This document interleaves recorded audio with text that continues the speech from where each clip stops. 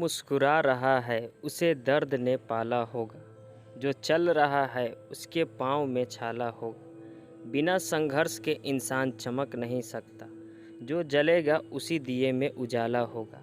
संघर्ष क्यों बचे संघर्ष से, संघर्ष ही तो जीवन की आत्मा है।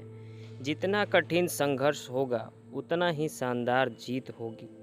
एक दिन वह किसान गुस्से में आसमान की ओर देखकर भगवान से कहा, हे ईश्वर, आपको लोग सर्वज्ञाता मानते हैं कि आप सब जानते हैं, कहते हैं कि आपके इच्छा के बिना एक भी पत्ता नहीं हिलता, पर मुझे तो लगता है कि आप छोटी सी छोटी बात भी नहीं जानते। आपको तो यह भी नहीं पता कि खेती बाड़ी कैसे करते हैं। अगर आप जानते होते तो हर समय जो बाढ़, आंधी और तूफान आते हैं वो कभी नहीं आते। आप नहीं जानते कि कितना नुकसान उठाना पड़ता है हम किसानों को। यदि आप मेरे हाथ में यह शक्ति दे दें कि जैसा मैं चाहूँ वैसा मैं मौसम कर दूँ, फिर आप देखना मैं अन्न के भंडार लगा दूंगा। भगवान इस किसान के तीखे वाक्य सुनकर मुस्कुरा रहे थे और वह किसान के सामने प्रकट होकर बोले, मैं आज से तुम्हें यह शक्ति देता हूँ कि तुम अपनी खेतों पर तुम्हारी जैसी इच्छा ही तुम वैसा मौसम कर दोगे। मैं बिल्कुल भी दखल नहीं दूंगा, तुम्हारी इच्छा से सब कुछ होगा। किसान बहुत खुश हो गया।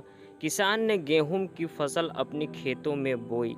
जब उसे लगा कि खेतों को धूप चाहिए तो खेतों को धूप मिल गए। जब पानी बरसाना चाहिए तभी पानी बरसा। आंधी, तूफान, बाढ़ कुछ भी उससे अपने खेतों पर आने नहीं दिया। किसान के खेत में इस वर्ष ऐसी फसल हुई जैसे कभी नहीं हुई थी। हरी भरी लहलहाती फसल। मन ही मन वह बहुत खुश हो गया और सोचने लगा, अब सबूत के साथ दिखाऊंगा भगवान को। इसे कहते हैं शक्ति का सही उपयोग। मेरी सफलता देखकर उन्हें अपने नियम जरूर बदलने पड़ेंगे। कुछ दिन गुजरे, फसल कटने को तैयार हो गए। किसान बहुत उत्सुकता के साथ फसल को काटने गया। जैसे ही उसकी नज़र गेहूं की बालियों पर गया तो उसने अपना सिर पीट लिया और वह रोने चिल्लाने लगा। गेहूं की एक भी बाली के अंदर गेहूं का दाना नहीं था। सारी बालियां अंदर से खाली थी। किसान बहुत दुखी हो गया।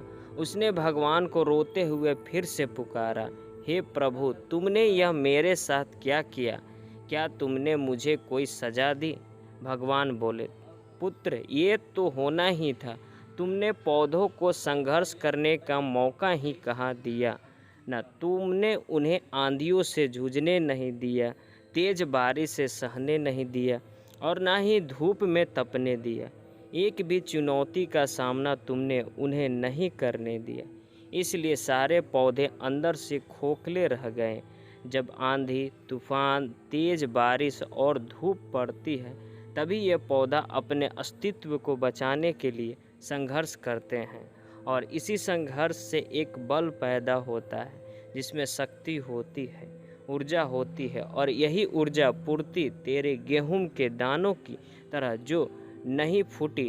तूने उन्हें कठिन परिस्थितियों से गुजरने ही नहीं दिया जहां उनके अस्तित्व का जन्म होता। सारे बालियां इसलिए खाली हैं, इसमें एक भी गेहूं का दाना नहीं है। इसलिए नहीं कि क्योंकि तुमने अपने पौधों को संघर्ष कराया ही नहीं। याद रखिए, स्वर्ण में स्वर्णीय आभात तभी आती है जब वह आग में तपने, गलने और हथौड़े से पीटने जैसे संघर्षों से गुजरता है। कोयले का टुकड़ा हीरा तभी बनता है जब वह उच्च दाब और उच्च ताप की मुश्किल परिस्थितियों से गुजरता है। इसी तरह यदि हमारी जिंदगी में कोई संघर्ष ही न हो, कोई चुनौती ही न हो, तो हम भी गेहूं की बालियों की तरह खोखले रह जाएंगे।